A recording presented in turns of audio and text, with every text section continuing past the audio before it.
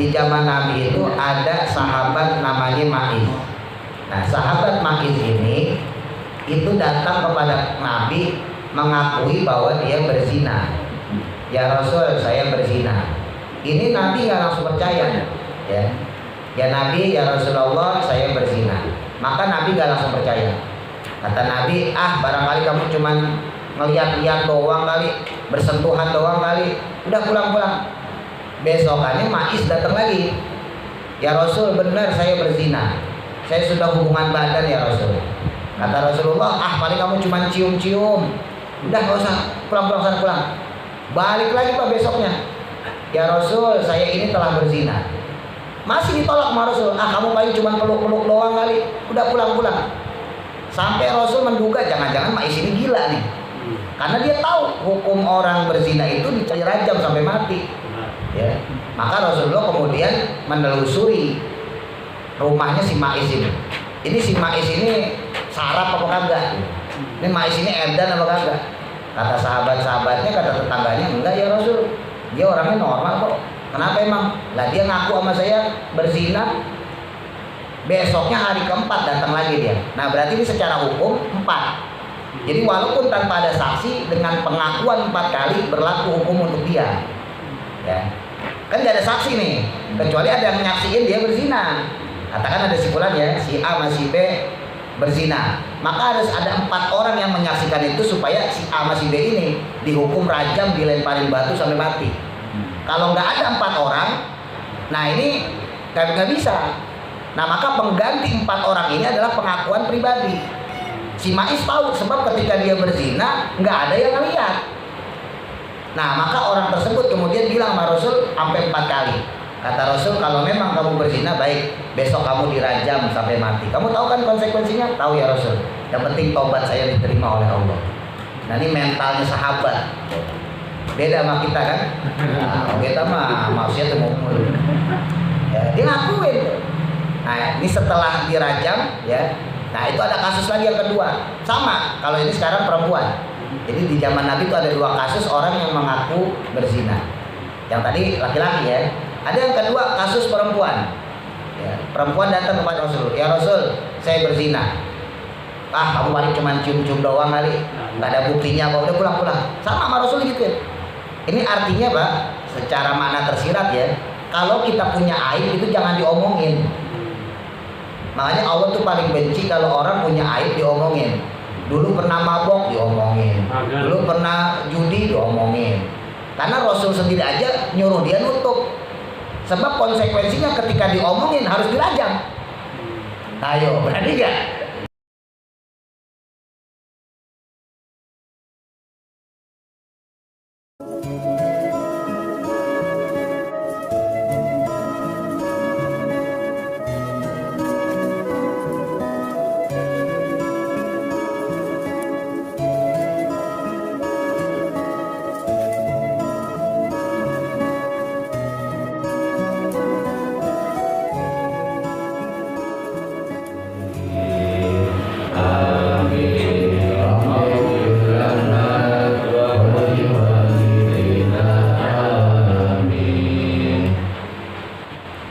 Bismillahirrahmanirrahim. Qala musannifun rahimahullahu ta'ala wa nafa'na bihi wa bi barakati ulumihi fi dharain amin. Faslun, adapun pasal selanjutnya. Wal muqarru, dan adapun perkara yang diikrarkan bihi dengannya. Nah ini yang sempat kemarin kita bahas ya. Perkara yang diikrarkan itu dorbani ada 2 macam. Apa saja? Yang pertama haqqullahi ta'ala, yaitu yang berkaitan dengan haknya Allah Ta'ala. Wa haqqul adamihi, dan yang kedua yang berkaitan dengan haknya anak Adam. Maksudnya haknya manusia. Haknya Allah itu apa? Misalnya mencuri, berzina ya. Mencuri potong tangan, berzina dirajam. Itu adalah haknya Allah. Tapi juga ada haknya manusia. Misalnya qadzab itu menuduh zina. Jadi ada kata ada orang kok menuduh zina, terus salah, ya, apalagi misalnya saksinya nggak mencukupi. Dalam menuduh zina itu saksinya minimal 4, ya. Kok dia nggak mencukupi atau terbukti salah, maka dicambuklah orang tersebut. Nah, kalau yang seperti itu haknya manusia, ya, jadi ada hak Allah, ada hak anak Adam atau hak manusia. Kalau ibadah sendiri gimana? Ibadah itu punya 2 aspek, ya, bisa hak manusia tapi juga bisa hak Allah. Ketika kita sholat, misalnya sholat 5 waktu di rumah, nah maka kita menjalankan haknya Allah, tapi kita nggak dapat bonus hak manusia, soalnya sholatnya sendirian, ya. Makanya orang kalau sholat berjamaah pahalanya gede, sebab dia punya 2 pahala. Satu, hak Allah dia jalanin, yang kedua hak sesama manusia saling bertemu dijalani. Begitu pula dengan sedekah, ya, sedekah juga punya 2 hak, yaitu haknya Allah, ya, yang mana Allah memberikan kita rezeki lebih untuk diinfakkan, untuk disedekahkan atau untuk dizakatkan, baik zakat fitrah maupun zakat mal. Di sisi lain ada manusia yang membutuhkan. Jadi kalau ibadah itu punya 2 aspek. Puncaknya yaitu ibadah haji.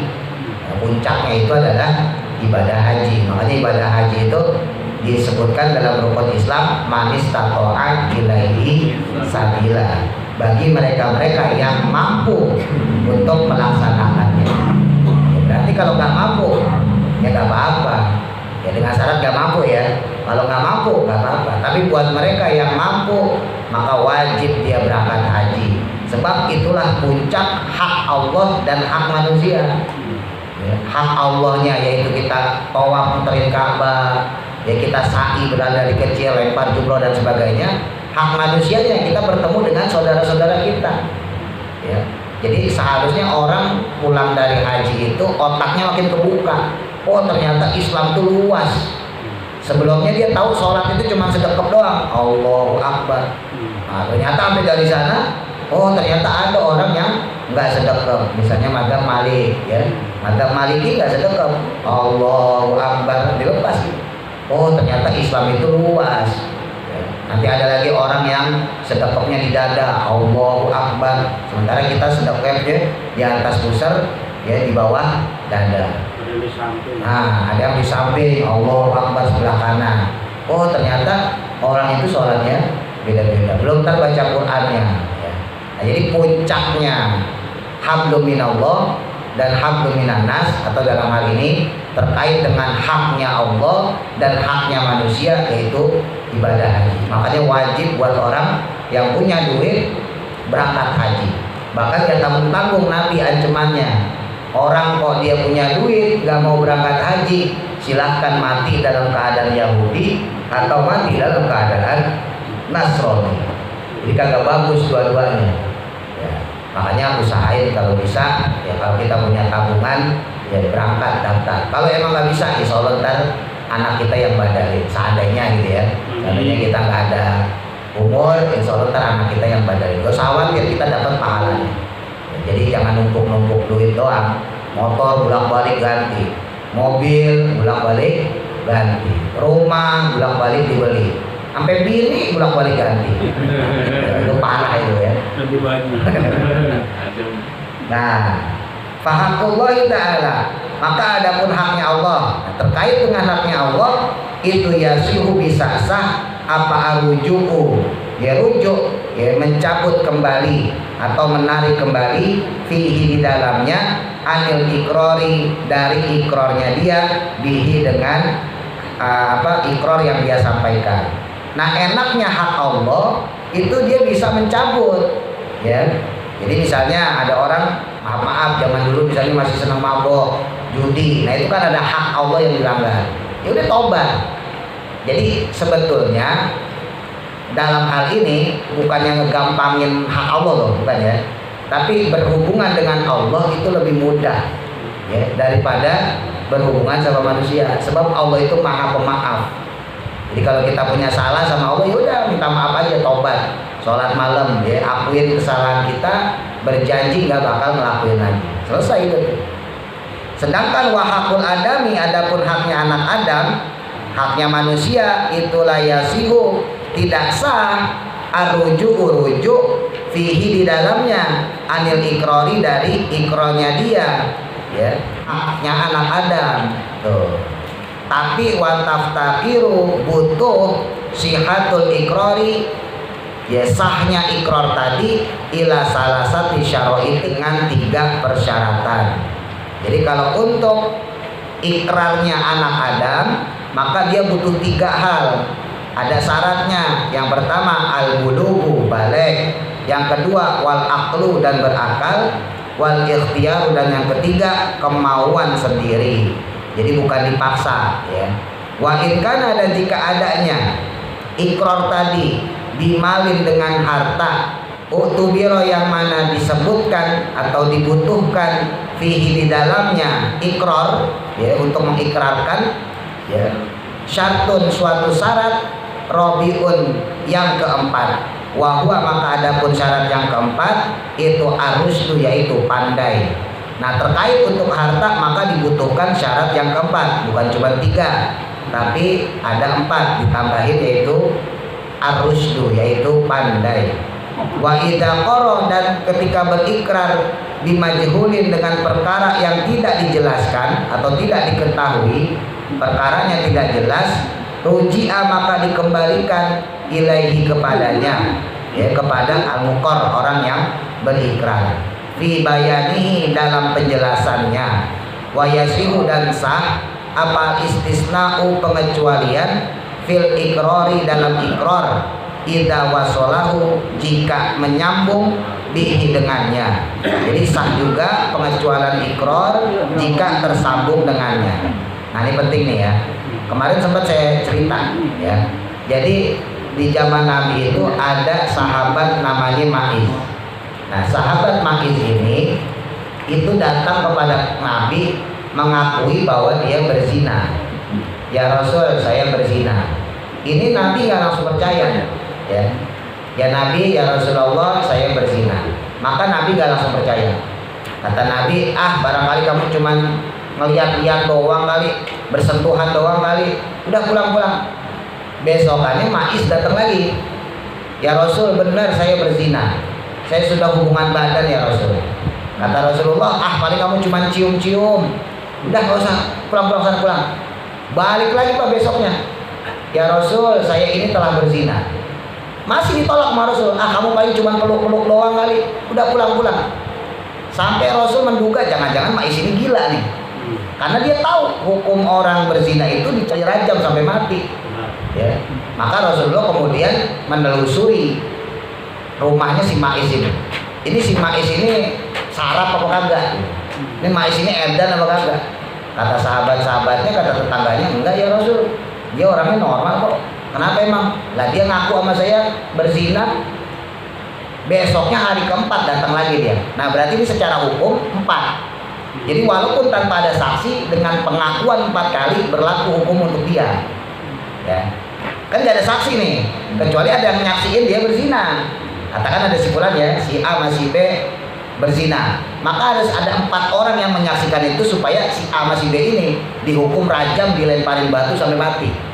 Kalau nggak ada 4 orang, nah ini nggak bisa. Nah, maka pengganti 4 orang ini adalah pengakuan pribadi.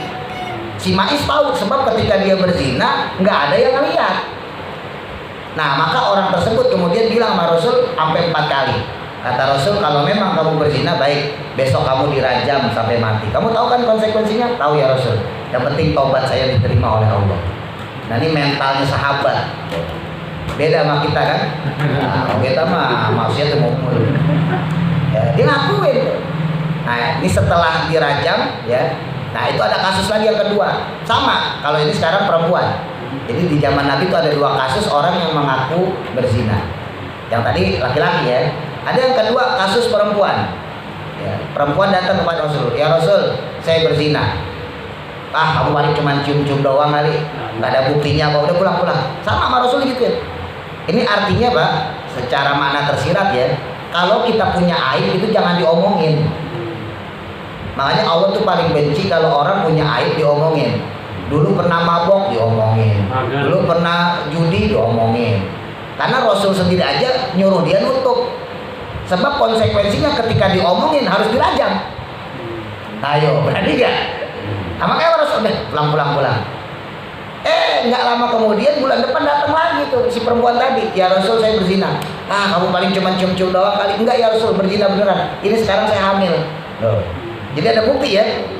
Apa kata Rasul? Ya udah pulang aja, tunggu sampai kamu melahirkan.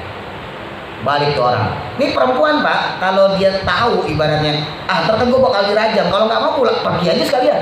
Gak usah balik lagi. Ya kan? Ternyata nih perempuan balik lagi Pak. Ketika tuh anak lahir datang, ya Rasul saya sudah melahirkan. Bayangin. Apa kata Rasul? Tunggu sampai anak kamu 2 tahun, kasih makan dulu dia sampai 2 tahun selesai baru kamu datang lagi. Lagi-lagi ini perempuan bisa kabur loh. Ya kan? Orang gak ada yang tahu. Kabur aja udah. Tapi enggak, mental sahabat lagi-lagi. Ya, mental sahabat tuh seperti itu. Datang lagi ya Rasul, saya sudah siap, anak saya sudah bisa makan sendiri, lihat. Diunjukin. Baru si perempuan itu dirajam. Emang konsekuensinya gitu. Kalau nggak ada 4 saksi, maka pengakuan yang 4 kali.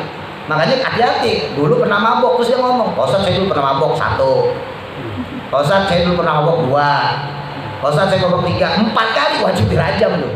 Nah, itu yang rajam Mas Janto aja. Lah karena itu pengakuan. Tapi tentunya dalam fikih nggak sembarangan. 4 yang menyaksikan ini adalah orang yang adil. Jadi bukan orang yang ahli maksiat. Jadi 4 orang yang menyaksikan perempuan atau laki-laki berzina adalah mereka yang adil. Jadi orang menuduh zina alias kozab tadi ya, nanti ada bahasanya, itu nggak mudah, nggak gampang. 4 orang, bukan cuma 1 yang nuduh, 4 orang udah gitu, 4 orang yang adil. Ini sulit loh Pak. Coba pikir deh, mungkin nggak orang adil? Orang adil seperti siapa sih? Mungkin kira-kira saya lah ya. Mungkin nggak orang seperti saya ngintip?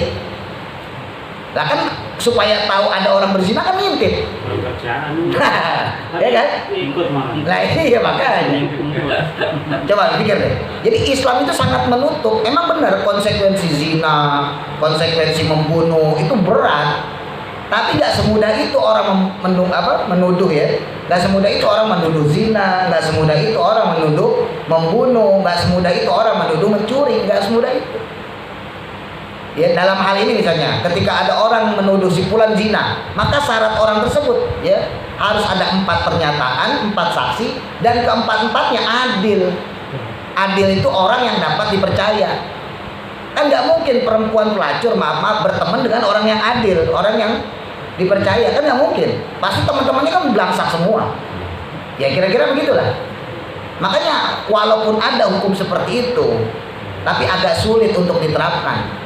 Makanya kita yang orang Islam, yang orang Indonesia ya, jangan khawatir dengan diterapkannya hukum Islam. Nah kita lucu, kadang-kadang orang Islam sendiri takut sama hukum Islam. Kenapa nggak mau hukum Islam? Ya habis gimana Pak Ustaz? Ya orang nyolong dipotong tangan. Nah kan yang nyolong potong tangan. Lah kalau yang nggak nyolong, kagak dipotong tangan, ngapain takut? Nah makanya kalau ada orang kok nggak nyolong, ya otomatis kan gak dipotong tangan dia. Kok dia takut? Nah jangan-jangan nyolong. Kan begitu kesimpulannya. Kalau emang dia berani ya terima aja hukum Islam. Yang dipotong itu yang nyolong, dan itu pun ada kadarnya. Kagak nyolong beras terus udah dipotong, kagak. Ada kadarnya. Ya nyolong ayam kagak dipotong tangannya. Ada kadarnya. Ya, menurut ulama kontemporer itu dikadarkan kurang lebih itu 1 dinar. 1 dinar itu kurang lebih 6 juta. Jadi ada orang kok nyolong kurang lebih 6 juta ya 1 dinar, maka dipotonglah. Dan dipotong bukan tangannya, kelingkingnya dulu. Anggota badan yang paling tidak berfungsi, kelingking, nanti jari manis. Nggak langsung jempol, kalau jempol repot. Megang sendoknya susah. Ya, jadi yang dipotong kelingking dulu, jari kiri, terus. Dan itu kalau nyolongnya 1 dinar. Jadi kalau nyolongnya 100.000, 200.000 kagak bakal dipotong. Lah ngapain takut? Bahkan masyhur ketika Sayyidina Umar ya, ada pejabatnya yang rumahnya dicolong. Dia ngadu nih, orang kaya ini ngadu kepada Sayyidina Umar bahwa tetangganya ini nyolong gandumnya dia. Memang nggak banyak, cuman 1 iketan lah buat makan keluarganya. Maka diadilin tuh, ya si pejabat tadi sama orang miskin yang nyolong rumah pejabat ini. Ditanya sama Sayyidina Umar, wahai fulan, kamu tahu nggak hukumnya nyolong? Tahu ya, wahai Sayyidina Umar, wahai Khalifah. Apa hukumannya? Ya potong tangan. Lah kalau tahu kenapa kau tetap nyolong? Kenapa kau tetap mencuri? Apa nih kata si orang miskin? Wahai Khalifah, saya udah pinjam di pejabat ini. Saya pinjam duit sama dia nggak dikasih. Saya pinjam gandumnya kagak dikasih. Saya pinjam rotinya nggak dikasih. Akhirnya saya keliling-keliling kepada orang-orang, sama orang-orang juga pada kagak punya duit, kagak punya gandum, kagak punya roti. Sementara anak saya kelaparan, yang kecil harus minum susu. Terpaksa saya nyolong tuh tempat pejabat ini ya, wahai Khalifah. Apa kata Khalifah Umar? Kata Sayyidina Umar, wahai pejabat, kalau besok dia menyolong lagi, maka bukan dia yang saya potong tangan. Ya bukan dia yang tangannya saya potong, tapi tangan kamu yang saya potong karena kamu nggak mau ngasih dia. Begitu. Jadi gak usah takut sama hukum Islam. Ya saya juga bingung. Sarjana Islam tuh banyak. Sarjana hukum Islam tuh dari zaman dulu banyak, tapi Indonesia masih aja pakai hukum Belanda. Bingung kan ya? Kan ada apa pertanyaannya kan? Ada apa? Padahal sarjana hukum Islam banyak. Kalau zaman dulu tahun 80 90 wajar deh Pak ya. Nah, yang banyak itu sarjana hukum yang Belanda tuh, yang umum. Nah kalau sekarang udah banyak sarjana hukum Islam udah banyak. Bahkan beberapa peraturan daerah itu sudah mengadopsi hukum Islam. Contohnya misalnya tentang perda minuman keras, ya perda tentang apa namanya kumpul kebo, udah ada sekarang. Khusus untuk masalah jinayah nih, kriminalitas. Khusus masalah korupsi ini belum dijalanin. Nah, kan bingung kenapa yang lain bisa dijalanin, untuk masalah korupsi kagak bisa dijalanin. Ya jangan-jangan mereka juga menikmati kan gitu. Kali. Cipratan. Iya kan cipratan. Nah gitu ya. Jadi ketika seseorang itu melakukan ikror ya, maka nggak boleh sembarangan, harus ada saksi-saksinya dan harus dengan kemauan sendiri. Dan kalau terkait dengan harta maka harus ada tambahan yaitu pandai. Jadi kalau orang bodoh itu dikembalikan ikrornya. Wayasihu dan sah al istisna'u pengecualian fil ikrori dalam ikror idza wasala bihi idza wasalahu jika menyambungnya bihi dengan dia, ya dengan ikror tadi. Wa huwa adapun ikror tersebut itu fi hali sihati dalam keadaan sehat, wal marodi dan juga dalam keadaan sakit, sawaun sama hukumnya. Jadi ikror baik orang dalam keadaan sehat maupun sakit sama. Jadi ikror yang dipengecualian di sini maksudnya apa? Ikror itu tetap sah walaupun ada pengecualian. Ikror itu tetap sah walaupun ada jeda ketika mengucapkannya. Ya, misalnya tadi ada orang ngomong, saya bersaksi bahwa si fulan ini berzina. Terus dia jeda ya ngambil napas dengan si fulan. Nah, kalau ada jeda tuh, itu ikror tetap sah. Ikrar seperti itu tetap sah. Nah, ini saya hubungin sama hal-hal yang sifatnya problematik aja ya di dalam masyarakat kita. Maka ini juga seperti ini ya, tadi saya contohin ya. Ikror yang dengan jeda itu berlaku termasuk di dalamnya dalam akad nikah.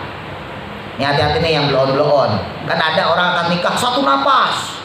Saya terima nikah, orang balapan tuh. Itu blow-on namanya. Ya. Jadi ikror itu boleh ada jeda walaupun untuk mengambil napas. Yang nggak boleh itu jedanya lama. Namanya orang nikah kan deg-degan Pak. Ya, kalau yang udah pengalaman, lah orang nikah kan tetap belum pengalaman. Ya. Kan dijut gitu kan, saya terima nikahnya. Jadi walaupun terbata-bata tetap sah. Saya terima nikahnya si fulan binti fulana dengan mas kawin tersebut tunai. Ya sah. Walaupun dia mungkin jeda gitu ya. Saya terima nikahnya fulan binti fulana atau gugup ya sah. Jadi nggak karena jeda terus jadi batal harus diulang. Ya. Jadi nggak karena jeda terus batal harus diulang. Jeda di sini yang dimaksud adalah jeda lama. Contoh apa? Lagi akad nikah pas qabul tuh udah diijab, dia tinggal qabul kebelet kencing. Saya terima nikahnya fulan binti fulanah, kita dulu mau kencing dulu kamu dulu. Nah, itu baru ulang lagi karena jedanya lama. Buktinya apa coba?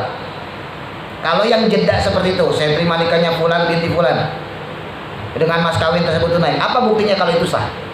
Gampang, orang bisu. Coba orang bisu gimana ikrornya? Akadnya gimana? Itu cuma pakai syarat, ya kan?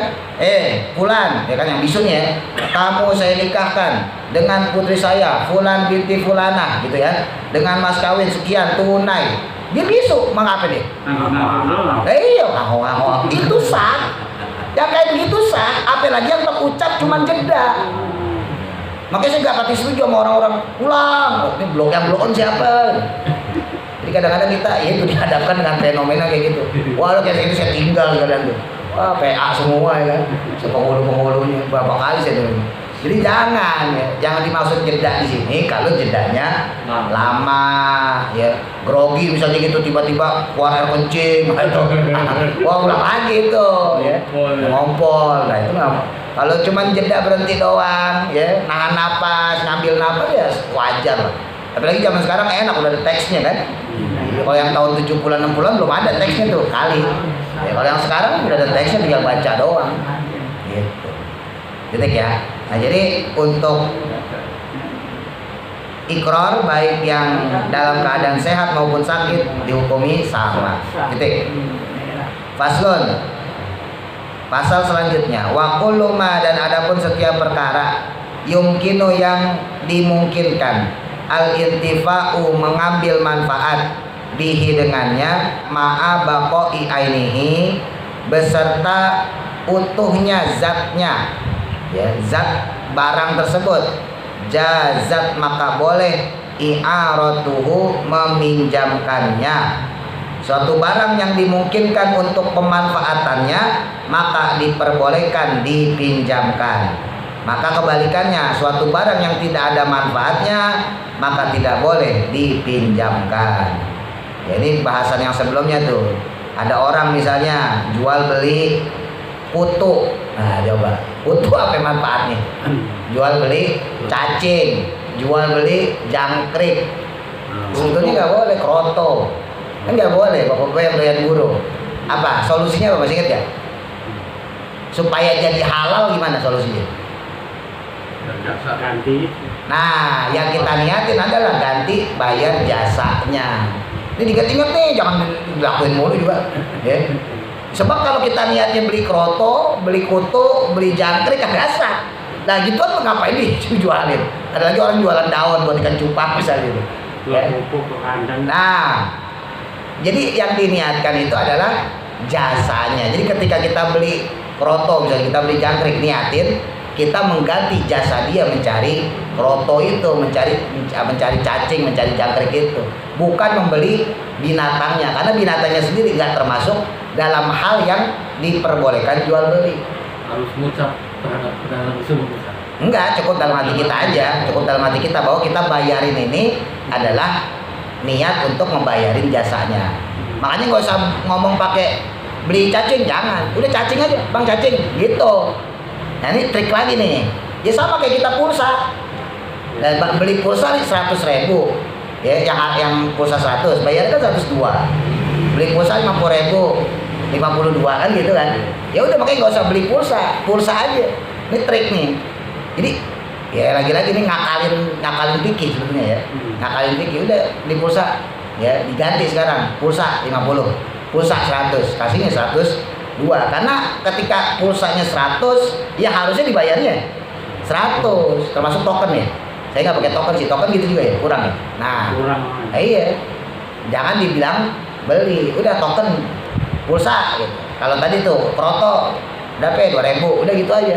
Jangan pakai niat beli, karena kalau udah B itu beli ya. Kalau udah B maka berlaku hukum jual beli. Di antara hukum jual beli ingat, yaitu barang yang halal, barang yang bermanfaat. Nah yang kita bahas.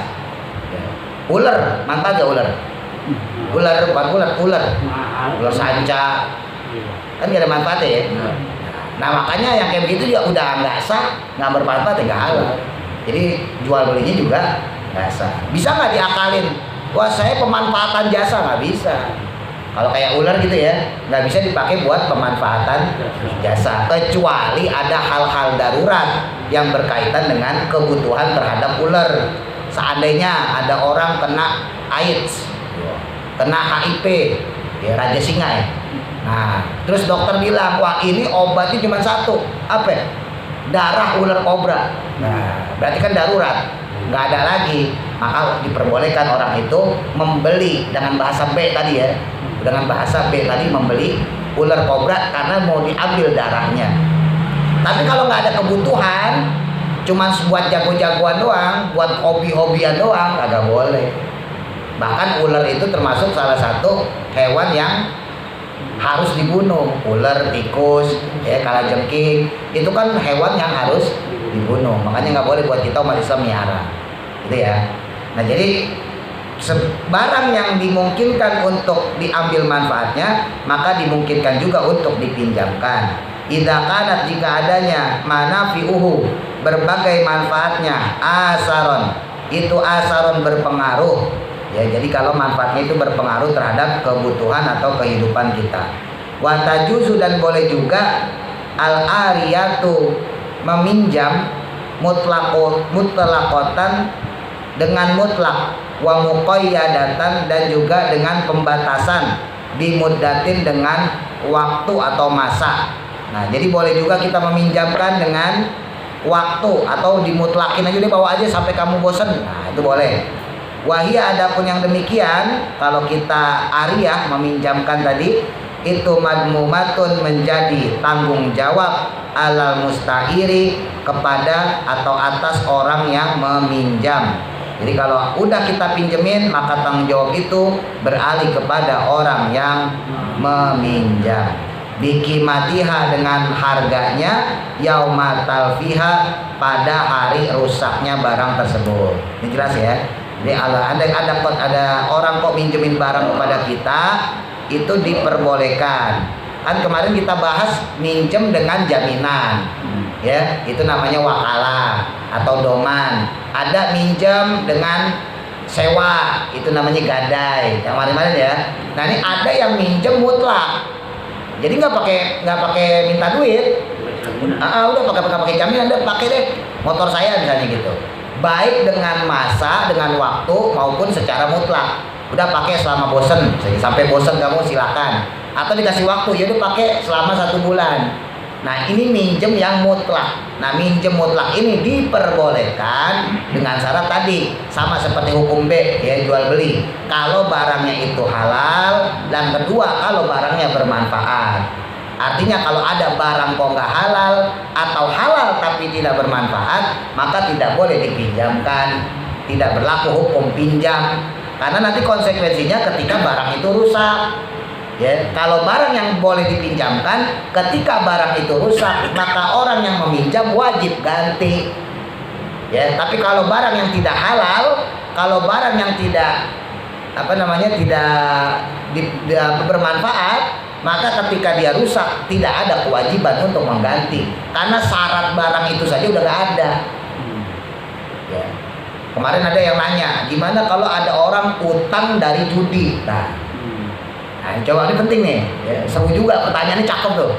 Ya, saya juga kepikiran, ya juga ya. Ada orang judi, ya, terus karena kalah ya kan, biasanya pinjam dulu ya kan, pinjam 1 juta, main lagi tuh, kalah. Coba setelah kita ngaji ini, wajib nggak orang yang ngutang 1 juta itu membayar kepada orang yang dia minjem itu 1 juta itu?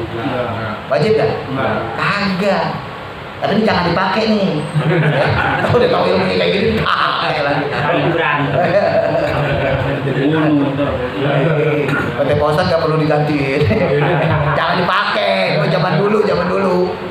Jadi kenapa nggak perlu ganti? Kenapa nggak perlu ganti? Karena haram. Ya karena judinya aja haram. Ya, jadi nggak berlaku hukum jual beli. Nah utang itu kan, utang piutang kan berlaku pada hukum yang sah. Barangnya bermanfaat, perkaranya halal, kan begitu. Lah judi ini perkara haram, makanya nggak bisa berlaku hukum jual beli. Terus kita pinjam aja, saya pinjam dah. ya 1 juta dulu kita pakai, besok ditagih gak usah bayar. Wah, tahu begitu dulu aja gue minjem. Telat deh. Nah, jadi kagak perlu bayar. Kenapa? Karena hukumnya tidak sah. Ya, hukum jual belinya tidak sah. Ya, terakhir, paslon. Waman dan siapa orang gosoba yang dia gosok. Nah, gosok ini meminjam barang tanpa izin. Kalau anak pondok tuh tahu istilah gosok, ya. Gosok itu minjem barang tanpa izin. Apalagi kalau kayak Mas Atang nih, anaknya pondok tahu. Tapi kalau yang bapak nggak pernah mojok pasti kaget. Kalau kayak saya di pondok tahu. Di pondok Pak, itu sendal nggak hitung. Anak saya baru tahun kemarin masuk, itu sendal 18 kali ganti. Sendal 18 kali, sendal yang bagus bukan yang jelek. Ada lagi tetangga tuh mau mondokin anaknya, baru 40 hari anduk 10. Anduk 10. Nah, itu kalau anak pondok biasa, minjem tanpa dipulangin itu biasa. Ya. Tapi kalau minjem gak dipulangin itu mencuri sebetulnya. Makanya sama kiai sendiri kadang-kadang diomelin.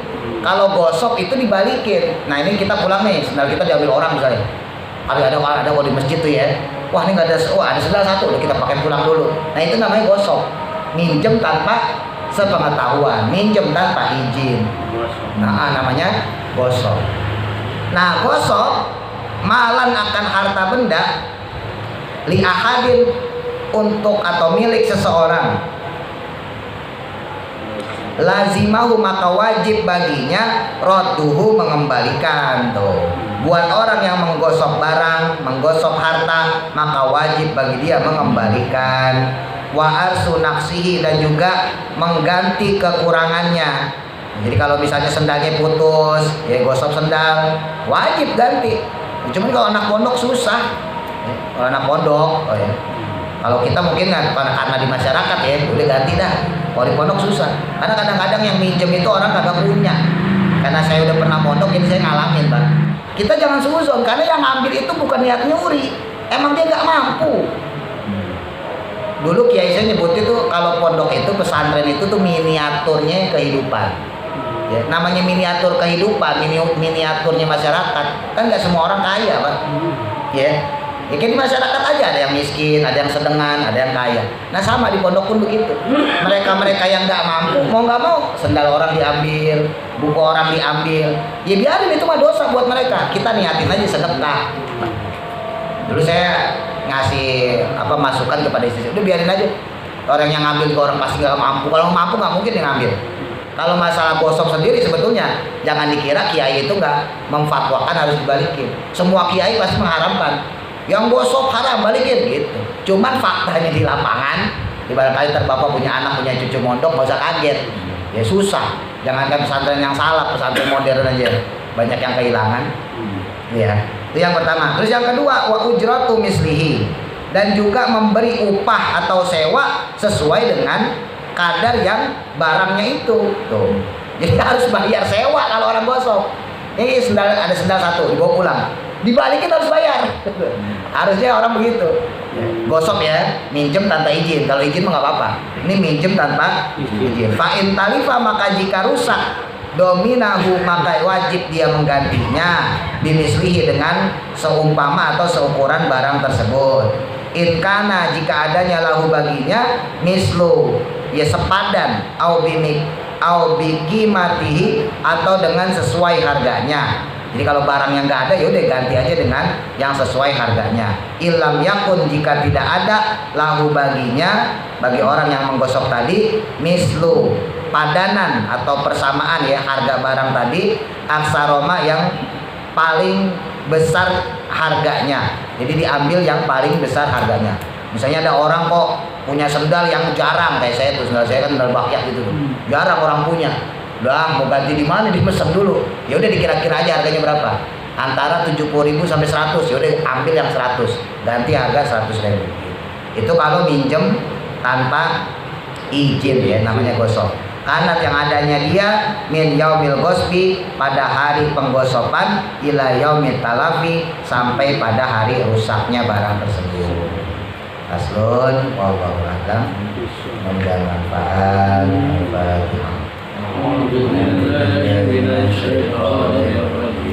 Bismillah.